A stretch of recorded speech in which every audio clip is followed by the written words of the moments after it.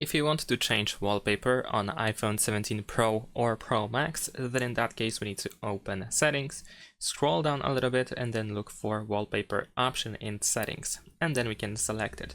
In here we can find all sets of wallpapers that we have created.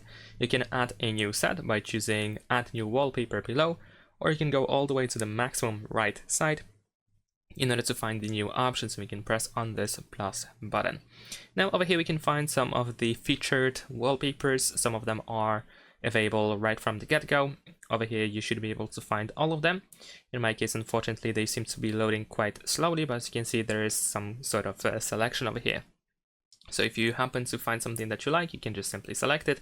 You can of course go also for photos, so you can open the library, you can create an emoji wallpaper, you can choose like a color or a gradient and so on and so forth. So let's say I'm gonna choose this one over here from collections. Over here we can also switch between different colors in some cases at least. And if you choose like a photo wallpaper, you might find some additional options in here above buttons, so you can check that out.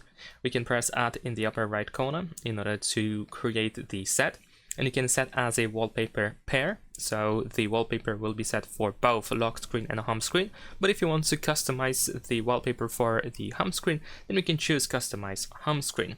And in this case, we can stick with the pair. We can apply the blur effect if you want to. You can also switch to just a single color. You can choose a gradient. And if you choose once again the same option among these two, then you can, for example, pick the color that you wish to go for. You can also choose a photo in order to open the gallery on your phone, and then you can choose a photo from the gallery instead, so you can have a different option. And then we can press down in the upper right corner. It should be set to the current one immediately, the whole set. And of course, if you wish to switch back to like a previous wallpaper, then you should be able to do so by choosing set as current over here at the top above the wallpaper pair. And that's pretty much it. Thanks for watching, leave a like and subscribe.